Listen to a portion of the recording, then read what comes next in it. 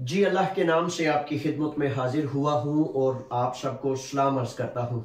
सवाल बहुत ज़्यादा जो पूछा गया वो ये है कि असाइलम की एप्लीकेशन की दरखास्त की, असाइलम मिल गई, 2 साल का कार्ड या 3 साल का कार्ड, इस पे हमें क्या फ़ायदा है, हम इस पर क्या कर सकते हैं, इसकी रिन्यूअल कैसी है, हम सफ़र कर सकते हैं और इस तरह के 5, 7, 10 सवाल।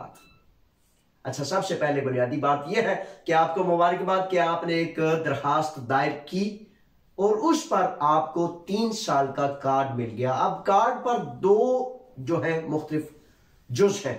एक तो जो है सियासी स्टेटस है, रेफ्यूजी स्टेटस, और दूसरा स्टेटस है इंसानी हमदर्दी का।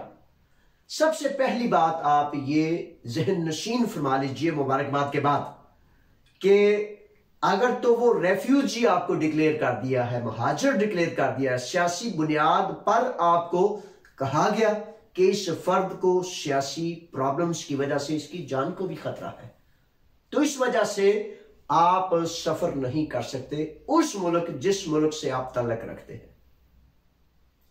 लेकिन बाकी सारी दुनिया में आप सफर कर सकते हैं, जहां आप चाहेंगे, जहां आपको वो मुल्क इजाजत देगा, एंट्री देगा, वहां आप जा सकते हैं।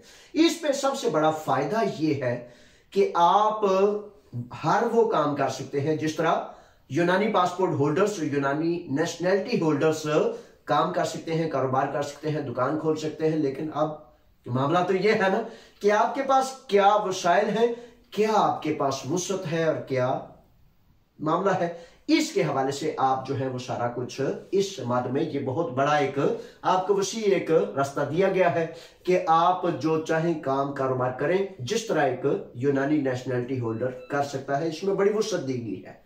लेकिन इसमें मसला यह है कि कई साथियों ने यह सवाल पूछा कि जावेद साहब पहले तो हम जाते रहे हैं, सफर करते, हाँ कई साथी उन्होंने इस पर सफर किए, 1 दफा, 2 दफा, 3 दफा, लेकिन अब 2018 और 19 में वापस आने वाले साथियों को उसमें चेक एंड बैलेंस का जो कानून है उसमें डाल दिया गया।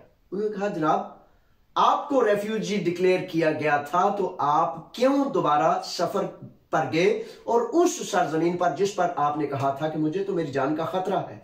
अगर आपको जान का खतरा था और इसी बुनियाद पर डिक्लेरेशन के मुताबिक आपको जनाब असाइलम दी गई, 3 साल का रेफ्यूजी कार्ड दिया गया और फिर आप वहां चले गए, तो वो सवालिया निशान के तौर पर उसको 1-2 साथियों का तो असाइलम भी रख लिया गया, पासपोर्ट भी रख लिया गया।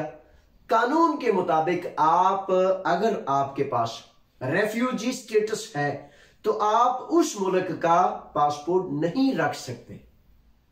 फिर यानी कि जब 3 साल का रेफ्यूजी कार्ड बन जाता है तो उस 3 साल के रेफ्यूजी कार्ड की आपने जो है उस पर आपको UNO का पासपोर्ट मिलता है, उस पर आपने ट्रेवल करना होता है। इस बात का आपने एहतियात करनी है और ध्यान करना है और टाइम पे तरतीब जैसे इसकी चलती है उस टाइम से इसकी रिन्यूअल करनी है। इस पर जो आप मजीद सवालात करेंगे, जो सवालात पूछेंगे, इंशाल्लाह बफज़ल ताला मैं उसको जो है वो बुनियादी जो कवानीन कहते हैं यूनान के, वो मैं आपकी खिदमत में पेश कर दूंगा। लेकिन सबसे बुनियादी ये है कि अगर रेफ्यूजी कार्ड है तो उस पर आप सफर आपने उस मुल्क नहीं कर सकते। अगर आपने कहा है इंसानी हमदर्दी की बुनियाद पर आपको वो कार्ड मिला है तो फिर उस पर आदिया दियामोनिश लिखा होगा और उस पर सफर की पाबंदी नहीं होगी। इसको चेक करके, ठीक है, 2 किस्में हैं, रेफ्यूजी यानी कि मुहाजिर डिक्लेयर होना और इंसानी हमदर्दी की बुनियाद पर। इंसानी हमदर्दी वाले पर इम्कान है कि आप सफर कर सकते हैं और दूसरे पर सफर नहीं करना। ये एक तरतीब है जिसको आपने ज़हन नशीन कर लेना है और फिर मजीद मालूमात के लिए मैं इंशाल्लाह आपकी खिदमत में हाजिर हो जाऊंगा। अपना ख्याल रखें। अल्लाह के हवाले। पाकिस्तान जिंदाबाद। आप पाइंदाबाद।